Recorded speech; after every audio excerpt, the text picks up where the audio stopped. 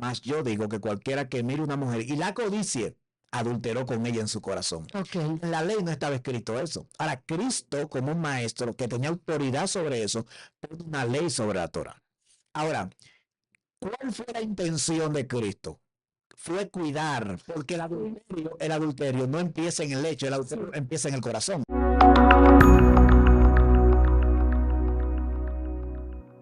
Dios le bendiga, Dios le guarde, bendito y alabado sea el nombre del Señor. Aquí la pastora Kenia Fernández, Excelencia Cristiana. Bendito sea el Señor. Hoy me van a ver en otra faceta. Un saludo y un abrazo a la distancia a toda esa teleaudiencia hermosa, preciosa que nos observa tanto nacional como internacional. Un beso y un abrazo a la distancia. Es para mí un sumo honor. Hoy estoy al lado de un joven hermano que es un ejemplo, evangelista, profeta y maestro, con el príncipe Aldris Félix. Preséntese, ungido. Amén, amén. Dios lo guarde, Dios le bendiga, pastora, a usted y a lo suyo. De verdad, para nosotros es más que un placer estar aquí junto con ustedes. Como usted dice, su hermano y amigo Aldrin Félix. Por la misericordia de Dios, sirvo de Cristo, y le damos gracias a Dios por la nueva oportunidad de estar compartiendo en este escenario junto con usted. Gloria al Señor. Usted lo ve, amado, es que Él se pasa de humildad, porque Él tiene más profundo. La gloria es de Dios. Vamos, pastora, ¿porque es una entrevista o es una prédica? Las dos cosas. Vamos a hacer una pequeña introducción, porque yo le voy a preguntar para que usted lo conozca, pero yo lo conozco. Gloria al Señor. ¿Quién es Aldris Félix? Es resumido para que podamos navegar en el tema. ¿Quién es Aldris Félix? Estatus, su estatus, familia, casado. ¿De dónde viene? Bueno, como decía al principio, Aldrin Félix, una vida llena de dulces amargos, pero en esta ocasión vamos a hablar de la parte dulce. Amén. Yo sé que hay gente que ha escuchado ya la parte amarga. Soy casado, por la misericordia de Dios, tengo ya un tiempito en el Evangelio, tengo algunos días desde el 2012 en el Evangelio. Dios me llamó hace un tiempo ya al ministerio evangelístico. Estamos ejerciendo la función de maestro también. Soy casado, como le dije anteriormente, tengo 2 niñas preciosas, que Dios me ha dado una bendición tremenda. Yo soy testigo. Dios me ha dado 3 morenas, ya usted sabe, tremenda. Gloria al Señor. Cortitito, amado Aldris. 5 minutos, su trayectoria, cómo viene al Evangelio y cómo llega espiritualmente a su asignación. Bueno, el llamado mío, en verdad, Dios, en medio de una situación difícil en mi vida, Dios se me revela, me llama al Evangelio y yo vengo. Duré un proceso de restauración. Usted sabe, cuando uno viene del mundo, Dios entonces comienza a forjar, a formar, a regenerar nuestras vidas. Luego de un tiempo, entonces, mire cómo fue mi llamado al ministerio, que es un poquito jocoso. Un día yo estaba en un culto, daban unos cultos de oración los lunes, y yo orando dentro de mi iglesia, Señor, yo quiero el ministerio de cántico, yo quiero cantar. Pero yo escuché a una joven cantando y un varón que lo respeto y lo amo mucho, llamado Saunina de San Cristóbal. Yo siempre lo veía cantando, y ese hombre cantaba con un acento de Dios, Señor, yo quiero cantar, a mí me gusta cantar. Y ese mismo día, ese varón celoso de Dios me dijo, dice el Señor que tu ministerio no es el cántico, que vas a predicar. Pero yo no tenía esa facilidad ni siquiera de las palabras. De hecho, yo leía la Biblia, y cuando cerraba la Biblia, a mí se me olvidaba lo que yo había leído, donde yo había leído. Y yo me frustré. Y yo le pregunté a alguien, a un varón, ¿cómo yo puedo llegar a yo predicar así, a yo hablar? Porque Dios me dijo que yo iba a predicar. Y yo comencé a escudriñar las escrituras, escudriñar, y comencé a orar y decirle a Dios que me dé sabiduría, que me dé conocimiento, que me dé iluminación, que me dé retención de su palabra. Y el Espíritu Santo fue dándome. Luego Dios comenzó a levantarme en el ministerio, y hasta el día de hoy estamos aquí. O sea que podemos decir, amado Aldris, que hay hermanos que dicen, yo no retengo, me gusta la palabra. Entonces puedo entender por la experiencia que usted me dice, amado, que usted no va a operar en lo que usted quiere, sino en su asignación que Dios le estableció. Porque mire lo distante que estaba la adoración, porque usted no lo conoce, amado, es un maestro terrible con un nivel de revelación teológica y santa, y es profeta y es evangelista. Pastor, hay todos esos títulos que yo lo conozco, amado. La esposa de él es mi ahijada, ya usted sabe si es mío o no es mío. Entonces, Aldris, podemos decir que eso es una palabra de esperanza para los hermanos que dicen, porque a mí me han llamado, pastora, yo quiero caminar en ese nivel de revelación, pero lo que me agrada, amado Adri, fue algo que usted tocó. Usted dijo que Dios le dio la asignación, pero entonces usted empezó a operar, usted empezó a leer, empezó a escudriñar y oró con entendimiento, porque le dijo, Señor, si me llamaste, entonces dame el don de retención, dame sabiduría de tu palabra. Entonces ya usted tiene el secreto. Vamos a entrar, amado, le dije que era una mezcla. Vamos a entrar, amado Aldri. ¿Cuál es el tema que vamos a debatir o no a debatir, que vamos a exponer? Hoy queremos, de una forma, conforme a la iluminación del Espíritu Santo a través de las Escrituras, respetar o dividir por una línea fina algo que estamos viendo que a través de los tiempos está haciendo mucho daño. Recuerde que así como hay gente que Dios levanta, maestros que Dios levanta, pastores que Dios levanta, profetas que Dios levanta, hay algunos que Dios lo ha levantado y ellos se han desviado. Entonces, a la luz de las Escrituras, vamos a ver por qué algunos se desvían y por qué algunos no. ¿Por qué algunos se mantienen en su asignación íntegra y legítimamente, haciendo honor al Dios que lo llamó y al llamado que tienen? ¿Y por qué otros el día de hoy de una u otra forma se han desviado? Ok, amado Aldo. Entonces vamos a entrar en materia para poder desglosar. Póngase la cafandra que usted va a escuchar cosas maná del cielo. Entonces vamos a tomar en consideración un texto bíblico. Segunda Epístola Universal de Pedro, el capítulo 2, el verso 1. Leemos la palabra de Dios en el nombre de Jesús. Dice, pero hubo también falsos profetas entre el pueblo, como habrá entre vosotros falsos maestros, que introducirán encubiertamente herejías destructoras y aún negarán al Señor que los rescató, atrayendo sobre sí mismo destrucción repentina. Y muchos seguirán sus disoluciones, y por causa de los cuales el camino de la verdad será blasfemado. Y por avaricia harán mercadería de vosotros con palabras fingidas. Sobre los tales ya de largo tiempo la condenación no se tarda y su perdición no se duerme. Amén. Ok. ¿Con qué se come eso? Mira, es interesante, la segunda epístola de Pedro. Recuerde que Pedro, y voy a hablar de ese nivel porque está hablando con una maestra aquí poderosa. Yo sé que usted, espero recuerde que la segunda epístola de Pedro es una epístola universal. Amén. No es una carta. No, pastor, desglóseme el concepto universal. Yo sé, pero en sé que a ese pueblo. La epístola universal, recuerde que habían epístolas que eran específicamente para una iglesia. Amén, amén. El apóstol Pablo, cuando escribe, por ejemplo, a la iglesia de Efesios, de los Corintios, de Gálatas, etcétera, etcétera, le escribe exclusivamente a esas iglesias. Ahora, Pedro no escribe a un destinatario específico, a una iglesia específica, sino que es una epístola de carácter universal, o sea que es para todo aquel específicamente que pueda escudriñar o leer estas cartas. De hecho, también la carta de los Hebreos, la carta de Santiago, la primera, segunda, tercera y cuarta, son epístolas universales. Entonces, esta epístola universal lo que busca es, en este segundo capítulo, al igual que la epístola de Judas, que son epístolas universal, que el enfoque del mensaje central de ellos es advertir en contra de los falsos maestros y de las falsas enseñanzas. Recuerde que la iglesia, a través de los tiempos, desde el siglo I, ha sido sacudida por fuertes herejías, por malas enseñanzas. De hecho, hay enseñanzas que sacudieron las iglesias en el tiempo de Pablo, que Pablo tuvo que levantarse con una apología a defender el evangelio de Cristo. Ok, resúmame 5 minutos, ¿qué es apologética? O sea, una apologética es levantar una defensa a favor de la fe. Cuando usted agarra y alguien está tentando, hay una herejía o una enseñanza o cualquier doctrina en contra de la fe, usted se levanta a favor de la fe, y como dice Judas, el verso 3, dice que contendamos ardientemente por la fe. Entonces usted me está diciendo, maestro, porque usted ahora no está bajo el manto de profeta, está bajo el manto de maestro, que es usted, para la gloria de Dios. Usted me dice, amado, que cuando un evangélico debate las escrituras no está en pecado porque hay muchos conceptos.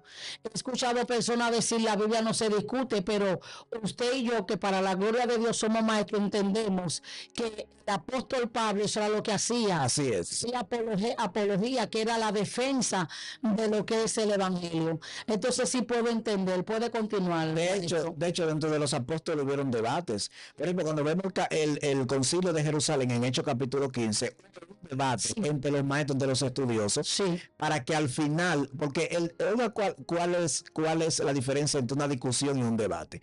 La discusión lleva como final a veces la contienda, la ira y sesión, pero el debate lo que lleva al final es una edificación, una conclusión edificativa, porque al final el concilio de Jerusalén lo que llevó es que los gentiles no se le impusiera la carga que algunos quisieran que querían imponerle, sino que al final se llegó que los gentiles solamente deberían de apartarse de fornicación, de ahogados, de sangre.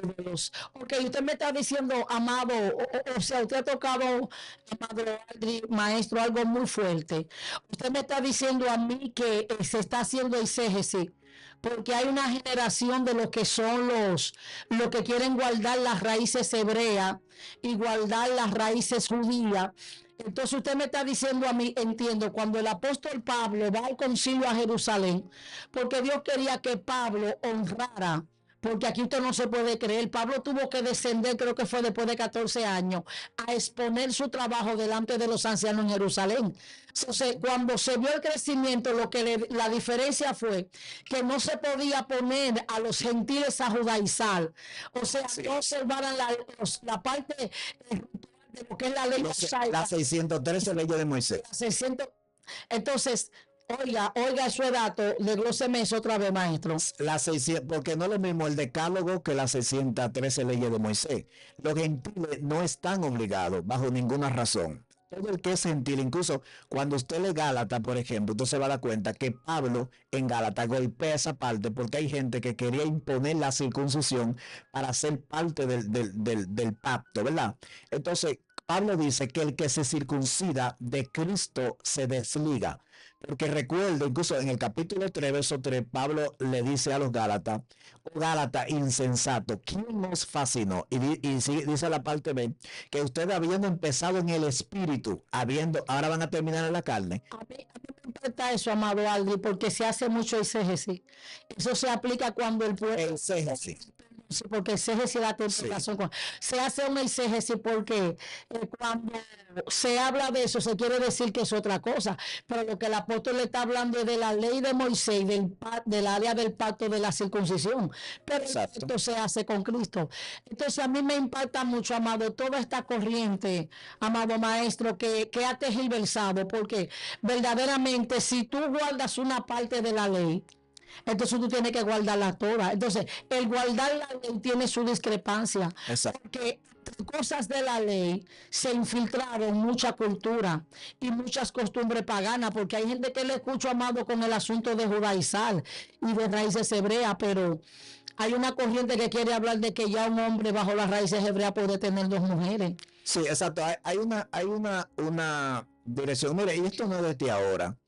Por eso es que si el tiempo no lo permite, me gustaría tocar algunos puntos. Por ejemplo, esa parte incluso aquí en nuestro país, en República Dominicana, hay una línea de nazareos, que esa gente dice que se puede tener 2 mujeres. Ahora déjeme decir algo, ningún gentil cumple con los 613, con las 613 reglas o leyes que están ahí escritas, ningún gentil. Entonces, ahí es que la Biblia dice que si tú ofendes en un punto, tú eres culpable de todos. Entonces hay gente, como usted decía, los judaizantes, que esa era la misma secta que Pablo atacó en Gálatas, claro, donde esa gente querían volver de nuevo a los rudimentos, querían volver de nuevo a los básicos espiritualmente hablando, y querían enredar a la gente que ya había sido libertado de la ley, porque recuerde, hermano, que la ley, dice el apóstol Pablo en Corintios, que fue el ministerio de maldición y de muerte.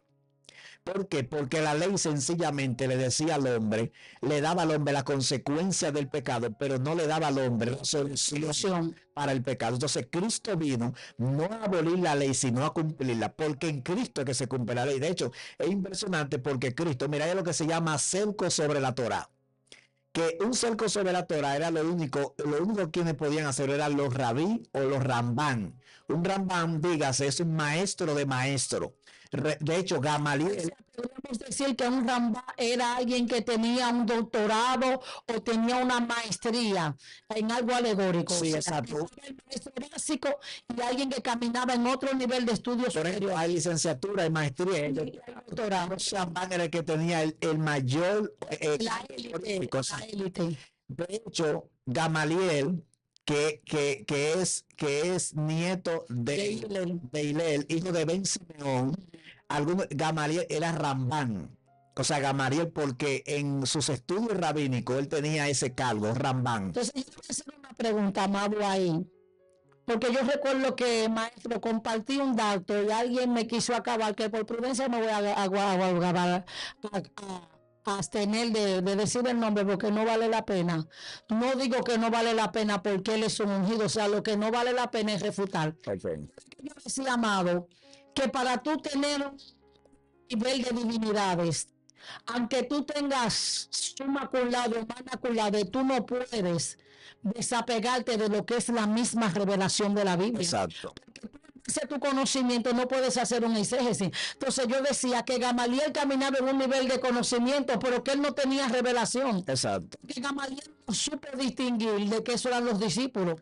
Gamaliel por la experiencia dio un consejo. No es que estamos denigrando a Gamaliel, pero a Gamaliel le faltó iluminación de la escritura para entender que esos discípulos y que ese Jesús que él estudiaba, porque al final de la jornada, todo lo que estudiaban, los rambás, los rabinos, todo lo que ellos estudiaban era algo alegórico. Cristo dijo, yo soy la ley, yo soy los profetas. Desde que usted abra la Biblia, desde el Génesis hasta el Apocalipsis, todo es Cristo.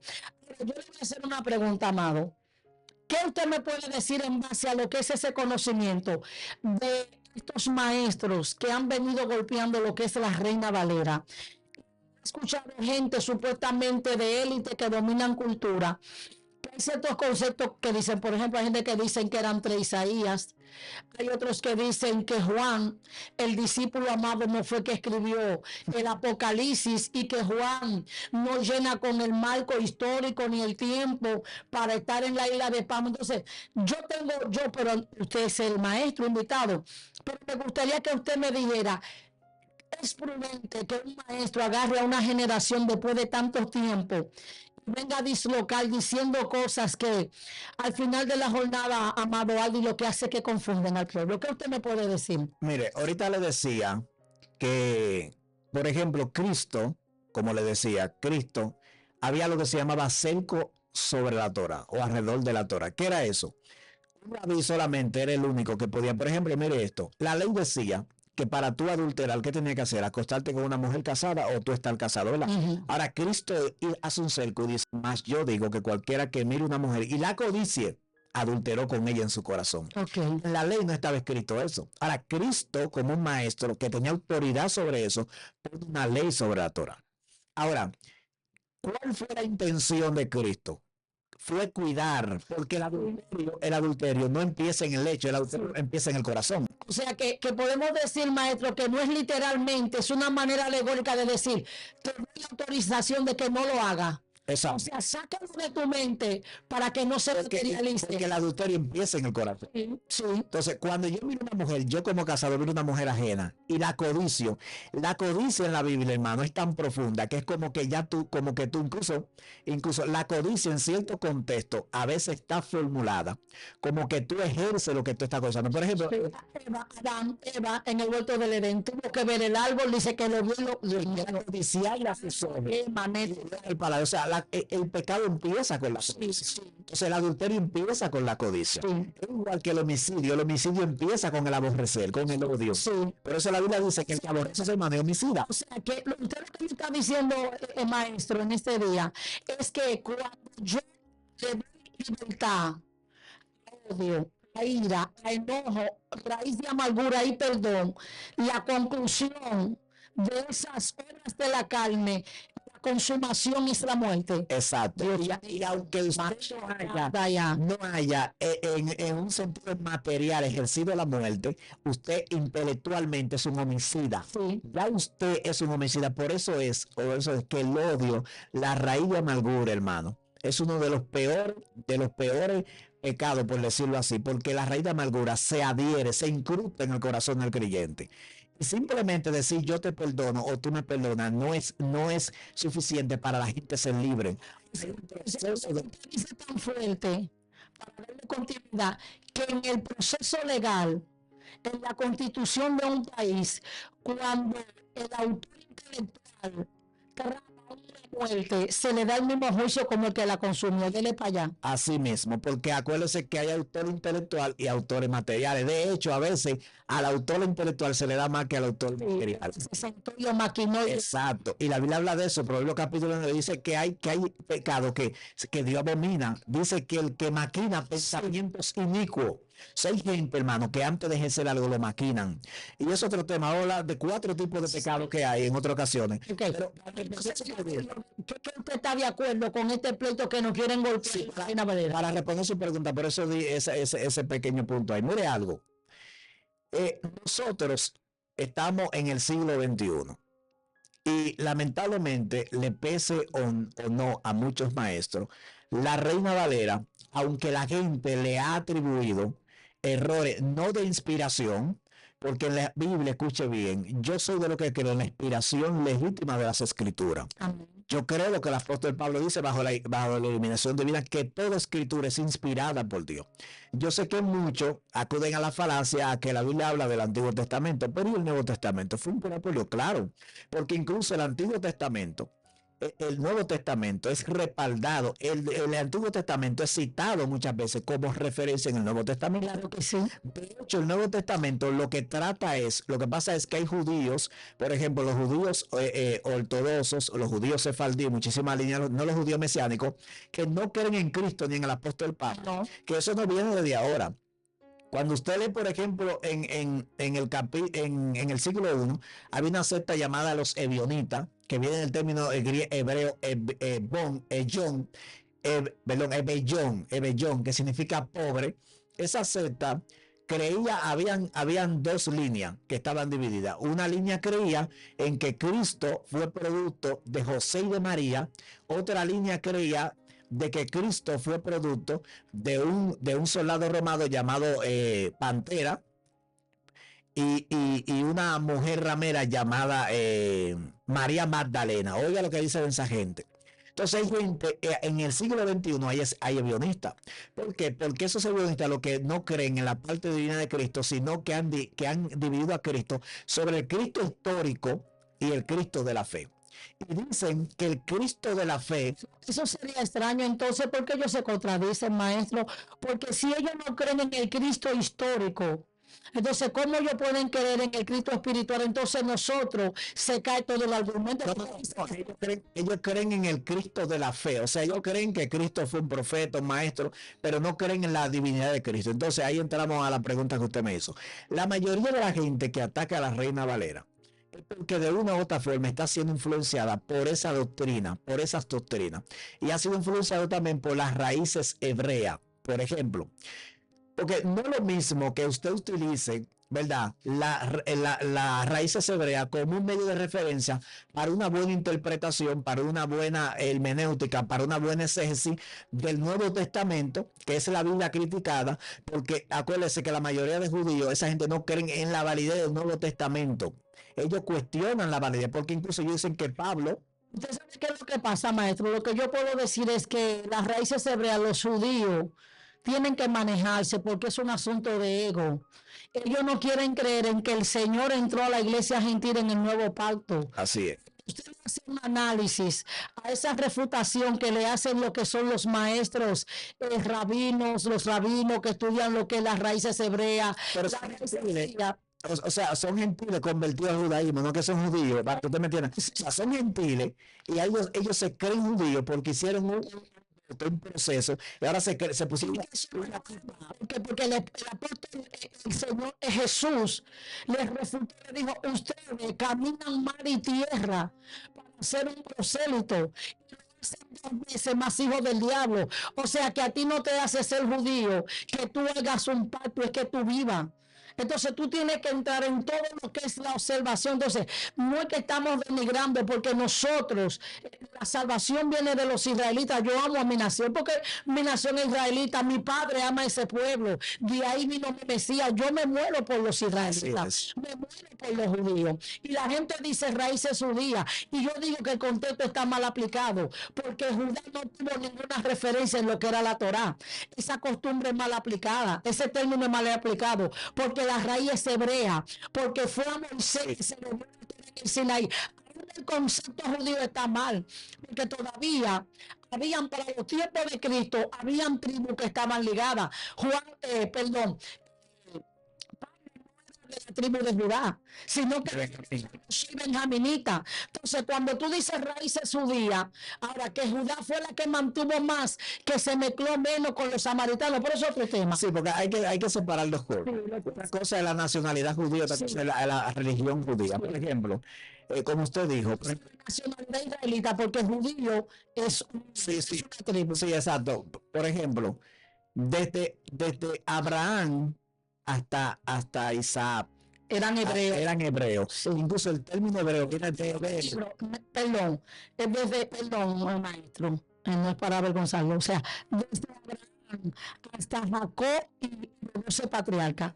Exacto, eran hebreos. Eran hebreos. Desde Jacob hasta los 12 eran israelitas. Sí. Ahora, desde Judá hasta hoy, hasta lo que... Acuérdate que dicen, este es esclavo, es hebreo. Sí. O sea que cuando entran las 12 tribus son hebreos e israelitas. Exacto. De ahí para Pero lo que quiero decir es que, por ejemplo, el término hebreo, que ni siquiera era un nombre ni un idioma, era un término despectivo que cruza cuando cruza el río Mesopotamia. Sí. Es como que yo le diga un invasor. Que vive de lugar. Exacto, un invasor. Entonces, ese término despectivo se utilizó para eso. Porque ese término yo lo he enseñado, pero quiero que un maestro certificado dígale el término hebreo. La primera vez que aparece el término hebreo, que fue para aludir a Abraham, se le imputó a Abraham. El término significa heber, que es el que cruce o el que invade. O sea, se utilizó cuando Abraham cruza el río Mesopotamia y entonces llega a Egipto. Eso es geografía, porque Abraham venía de los caldeos. Exacto. Entonces después, porque hay que diferenciar también que hay un idioma hebreo. Y el idioma hebreo, acuérdese que es el producto del idioma que se hablaba en Egipto, que algunos estudiosos dicen que era el copto, algunos estudiosos, y el cananeo. Cuando se junta este idioma, entonces se produce el paleo hebreo, que es el primer hebreo. Okay. Luego hay un hebreo arameizado, etcétera, etcétera. El hebreo que se habla hoy es que no es la lengua muerta que se hablaba antes, que era el paleo hebreo, sino un hebreo ahora un poquito más moderno. Y también hay lo que es el hebreo más erótico, eso es de Panamá. Okay. Pero lo que queremos es que la mayoría de esos maestros que están ahí, fíjense, como leímos en el texto, han llegado a esa conclusión, es por dos cosas, por una de dos cosas. Porque se han desconectado y descuidado de la vida espiritual, porque la gente entiende. Y la gente a veces tiene un mal concepto de la gente que estudia teología, que maestro. Hermano, la teología no daña a nadie. Quien se daña es el individuo cuando de una u otra forma se descuida por ya estar, hermano. Hay gente que cuando encuentra un argumento, no importa quién lo haya dicho, para apoyar su pecado y lo que está en su corazón, dicen eso. Entonces, lo que podemos decir es que al pueblo conservador y al pueblo generalizado, la teología no es mala. Tú lo que tienes es que tener una dependencia de tener tu espiritual, un hombre de ayuno y oración, porque el problema es, amado Aldri, es que hay maestros que quebrantan lo que es la parte de la hermenéutica. Las reglas de la hermenéutica dice que la Biblia interpreta la Biblia. Exacto. Y que la Biblia es inspirada por el Espíritu Santo y que la Biblia tiene una iluminación.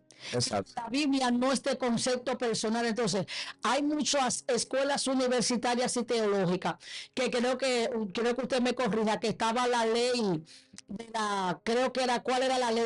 Era la Minash, que era la ley oral. Sí.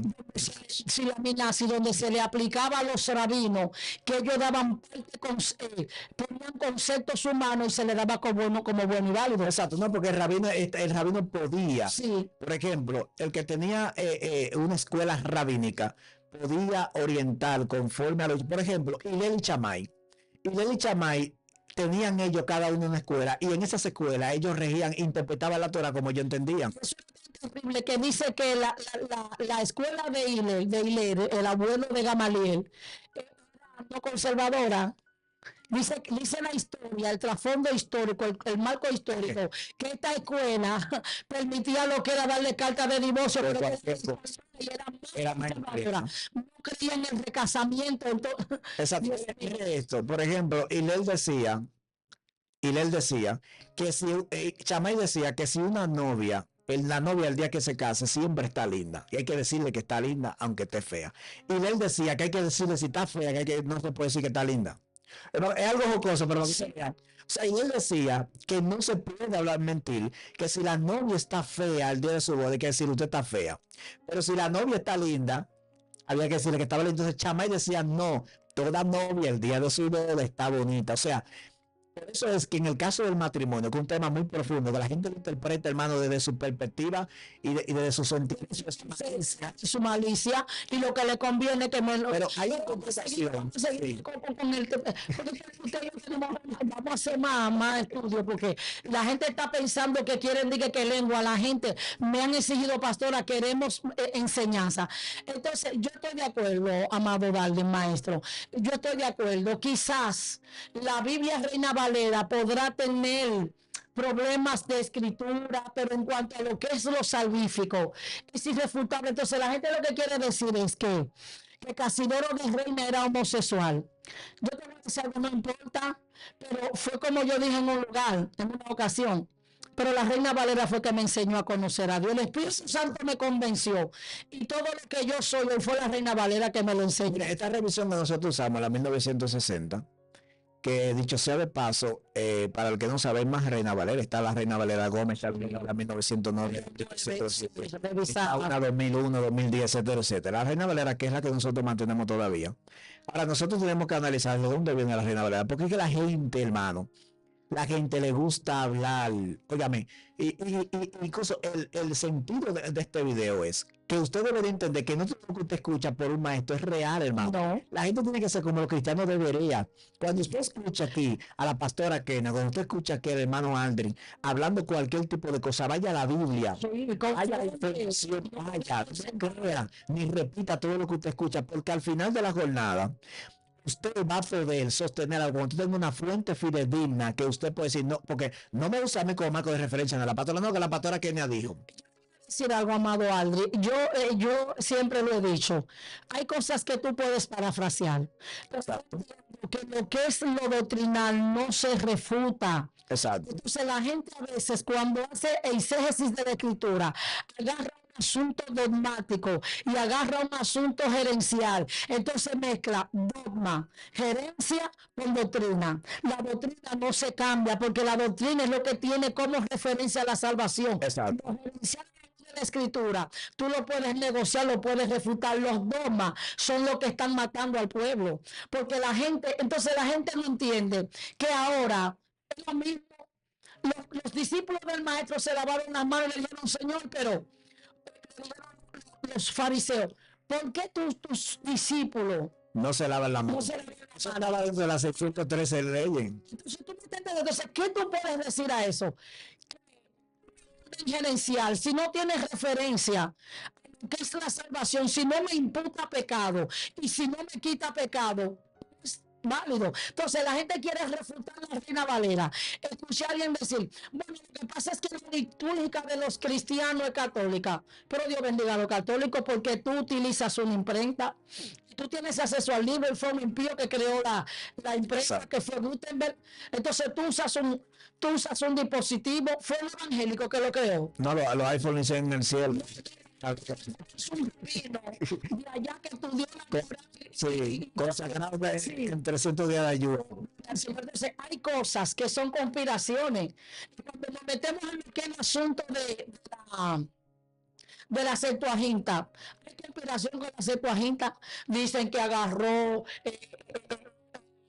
Demetrio, que era el bibliotecario de Alejandría, del gobernador de Alejandría, que era un hombre intelectual. Demetrio, ven acá, ¿cuál es el único libro que no está traducido? La Torá.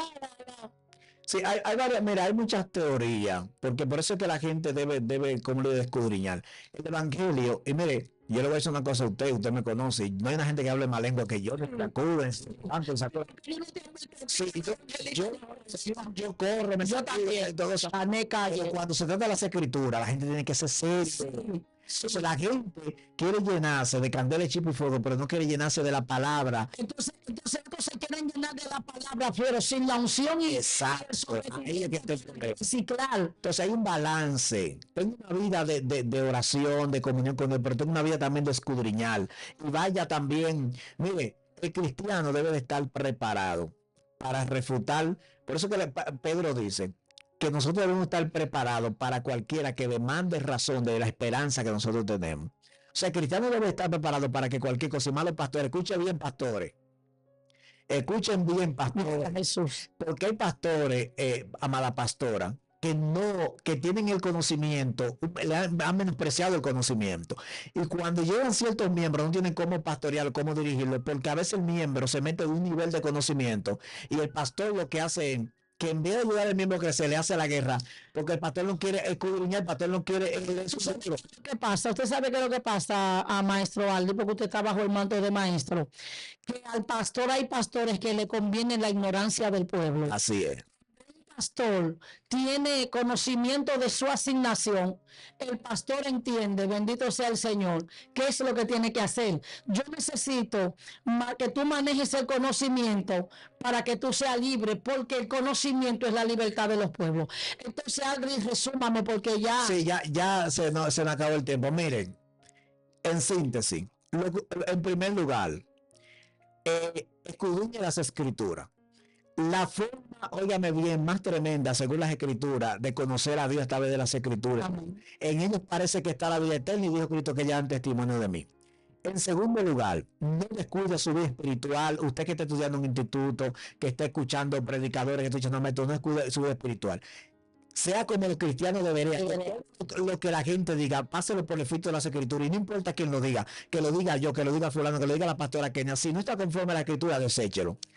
En tercer lugar, busque la forma siempre de estar escudriñando, creciendo en el conocimiento, investigue. Pastor, usted que tiene una iglesia, meta estudio profundo, ya está bueno, hermano.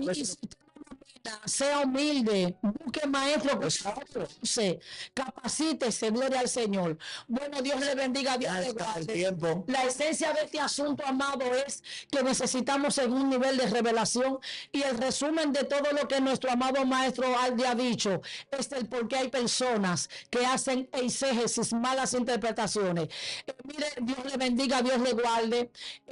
Comente la parte que más le gustó del video. Si quiere una segunda parte de este tema, con mucho gusto el maestro Aldri, bendito sea el Señor, y yo humildemente le vamos a complacer. Dios le guarde, Dios le bendiga. Suscríbase al canal, dele me gusta, comente, comparta. Jehová le guarde, le bendiga y le prospere. Shalom, shalom, shalom. Despídase. Amén, amén. Dios le guarde, amado. Gracias a todos. Dios le guarde. Amén. Dios le bendiga.